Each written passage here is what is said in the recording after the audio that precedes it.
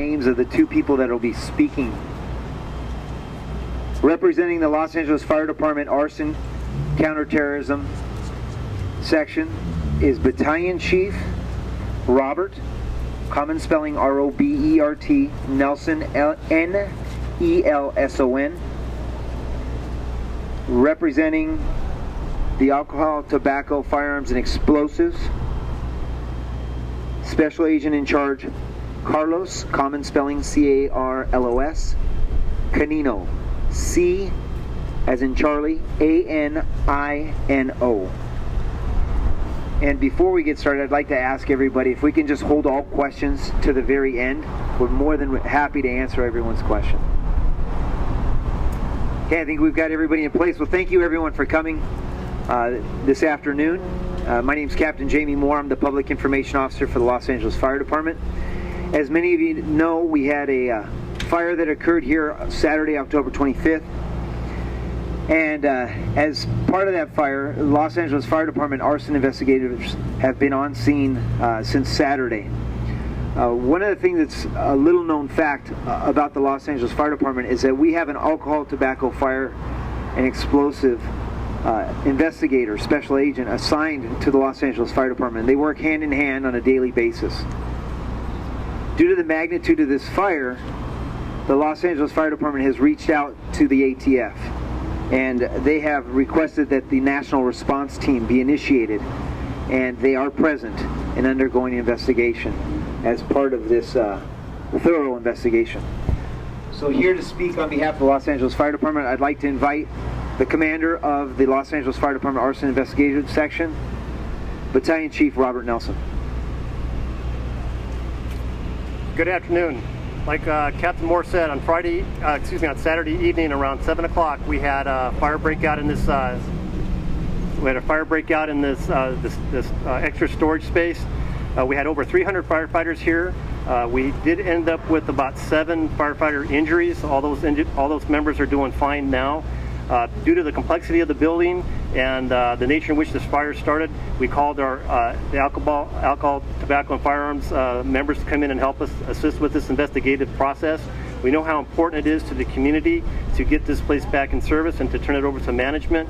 We want to be able to use an efficient and meticulous manner in which we do our investigation. We don't want to leave anything unturned.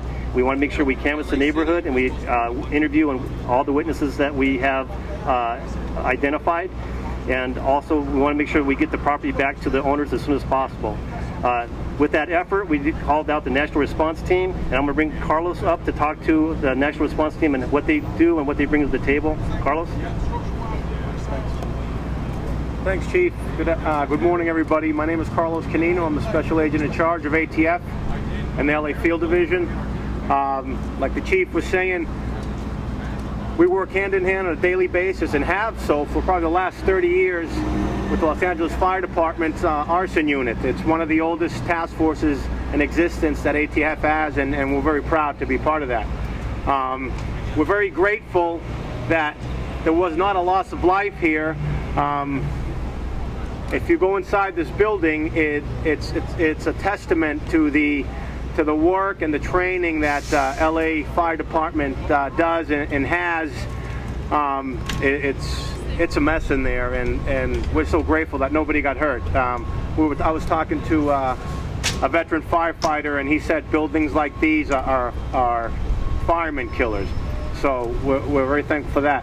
One of the things that the Chief was talking about, we're very sensitive, and we sympathize with people in the community and the people who especially have belongings in here. What we're trying to do is we're trying to find the cause and origin of this fire, and safety is the most important thing in there right now. The National Response Team is in that building. Between the National Response Team and members of the LAFD arson unit, there's close to 1,000 years of experience working in that building right now.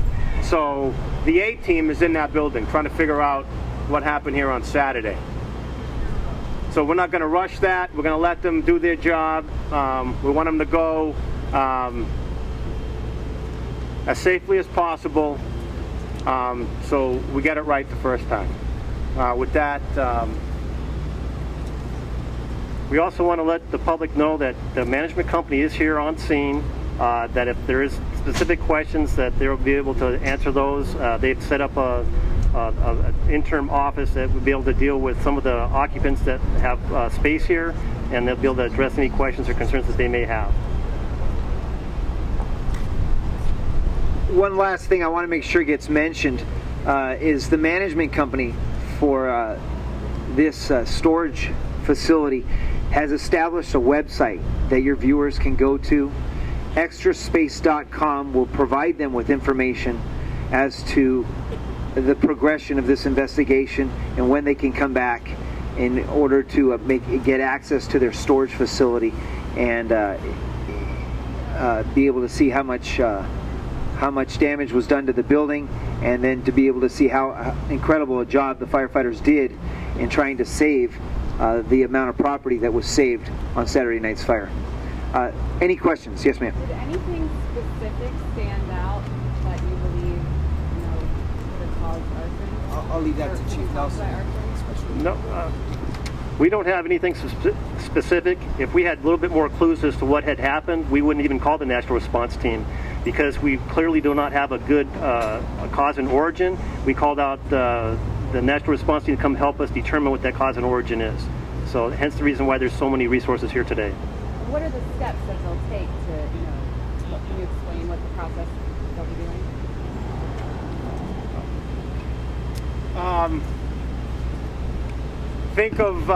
Think of CSI. You have fire engineers in there. You have very senior special agents. You have very senior fire investigators. They're going to look behind every nook and cranny. We have a canine accelerant dog that's going around, and that dog can smell any gasoline or any accelerant that might have been used, if any was used. There might not be any in there. So it's literally what they're doing is they're deconstructing the scene and reconstructing it again. It's like putting a puzzle together, and that's what they're doing in there. Do you suspect that it may have been arson, and have you found any evidence of an accelerant or any other suspicious material? Our guys literally just walked in there 10 minutes ago, 15 minutes ago, so we won't know that. We might know something towards the end of the day, whether it was arson, not arson, or undetermined. So right now we're just letting the guys investigate. Does your presence suggest that is a concern? No, the reason our presence is here was it was requested by our partners at LAFD, so we're augmenting our resources. We're combining our resources because it's such a large building and there was such a large fire load that we couldn't do it ourselves, and the LAFD couldn't do it themselves. So we're combining resources, and that's the beauty of the NRT. We cover fires in the city all the time. We don't see this, commercial, residential, otherwise. So it seems to suggest that there's something else here that brought this level of attention, and you're saying none at all. Well, I can answer that. If you remember historically in the last 10 years, whenever we have a major loss of property, we throw everything we can at those type of investigations. Well, the fire chief was here on Saturday night, and the fire chief had the residents who have their items stored in here, and he heard their cries for, we want to know what happened. Our stuff, our belongings, our personal things are in there. And one of the things that the fire chief committed to was trying to determine what caused this fire. The Los Angeles Fire Department has 18 trained investigators who work diligently, not just on big fires like this, but anytime there's a need to determine origin and cause for fires. When we have resources like our partners at ATF, it's important that we utilize them. It allows our investigators to concentrate on all the other fires as well, and still give the amount of investigative qualities that are necessary for investigation that this is going to entail. It has nothing to do with you being suspicious about it or the contents of one of these units or anything like that. This is just, hey, come on out here and give us a hand. Well, as Special Agent Canino said, is investigators come from all over. There's electrical engineers there. There's investigators that specifically are detailed in going through debris. Accelerated detecting canine is being used with a special handler. These are special agents from all over the ATF that are brought in, as well as our investigators.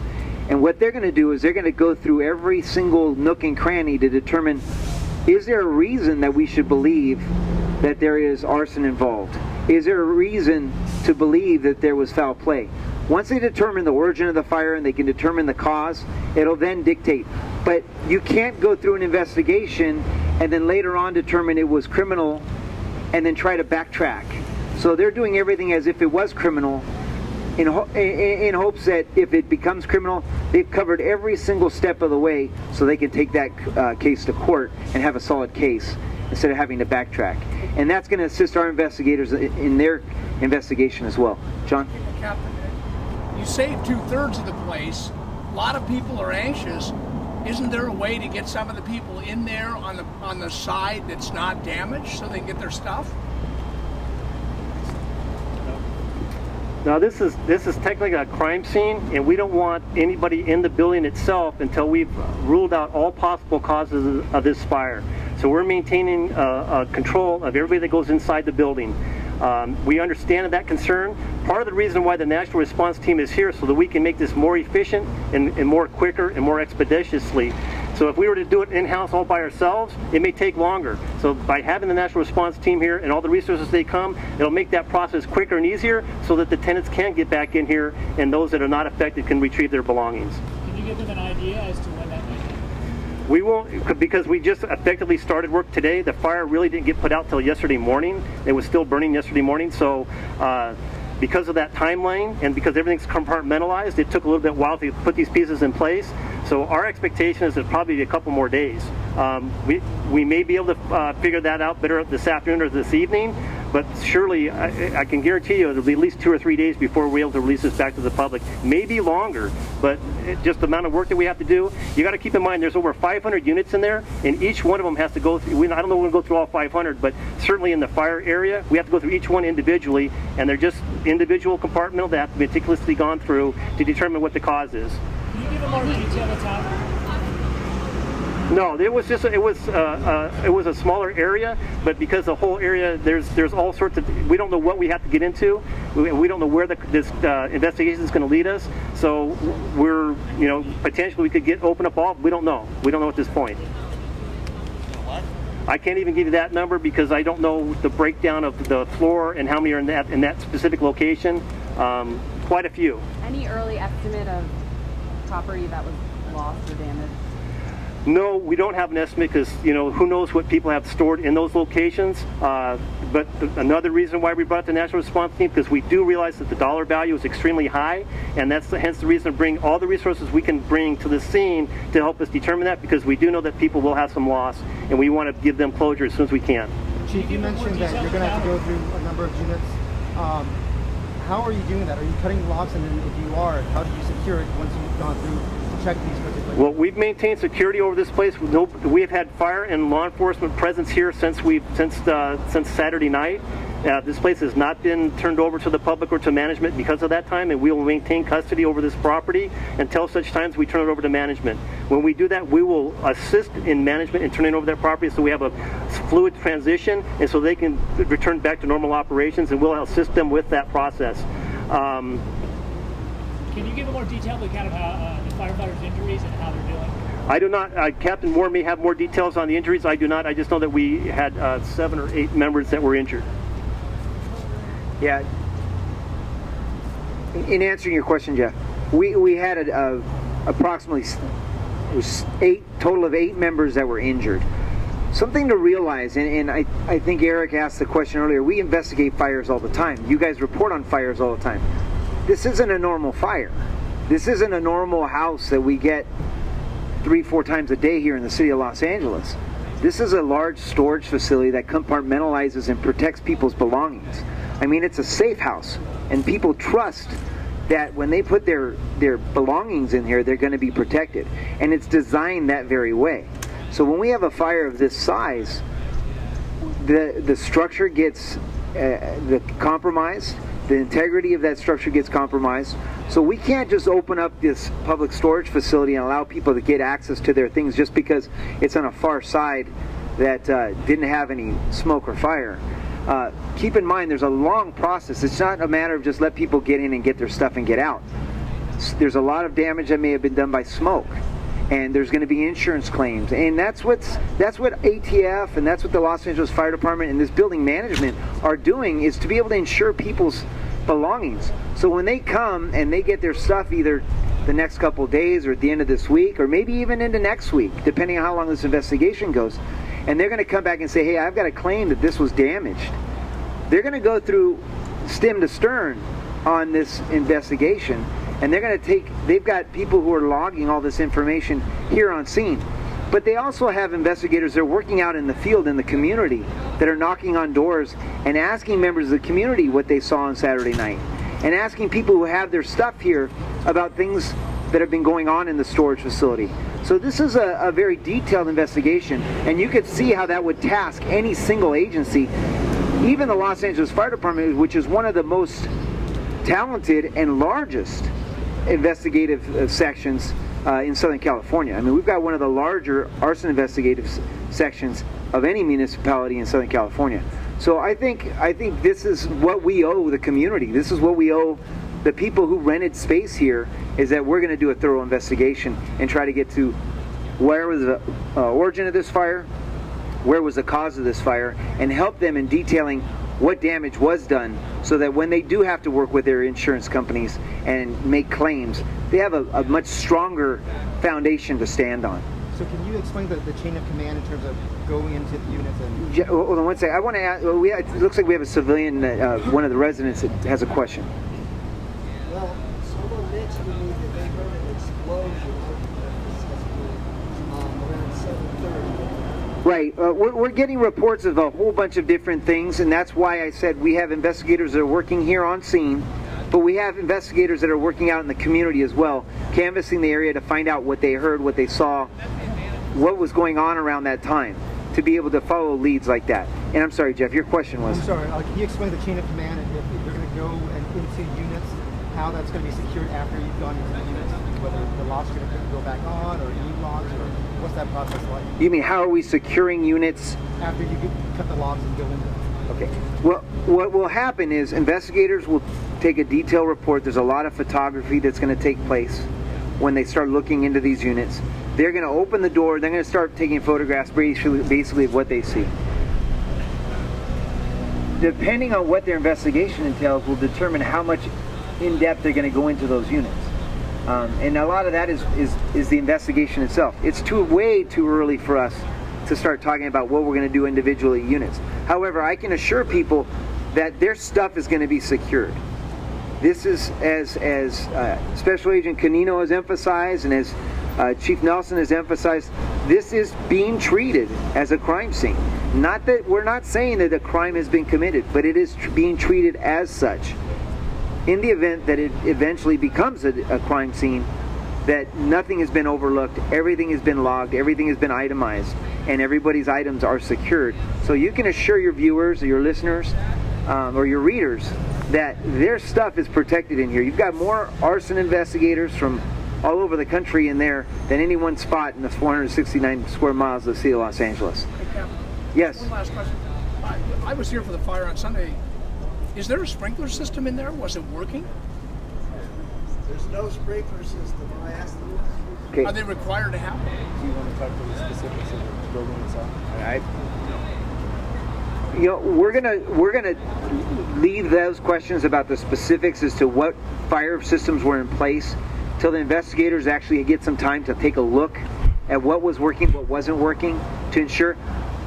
I'll be completely honest with you, I have not walked the building to be able to tell you whether or not I'm familiar with it enough to say yes, there was a sprinkler system, or no, there isn't. I wasn't here at the fire on Saturday night, but that we're going to leave those questions, because we've got to make sure that when we say yes or no, that we're definitive in saying with confidence whether or not the fire protection systems were working or not. But with a business, again, I personally am not familiar with the building enough to be able to answer that. The sprinkler system requirements are based on the building features, the year it was built, the type of construction that's used, and that's true for all facilities in the city of Los Angeles. Los Angeles Fire Department has a very strict sprinkler ordinance, but they take into consideration types of construction, types of occupancy, and the use. Okay? Thank you very much for everybody for attending. If you have any individual questions, I'm sure either of the two speakers will be able to answer those. If there's anyone who needs Spanish to be able to answer those questions. Thank you very much again for all of your support and helping us share our message.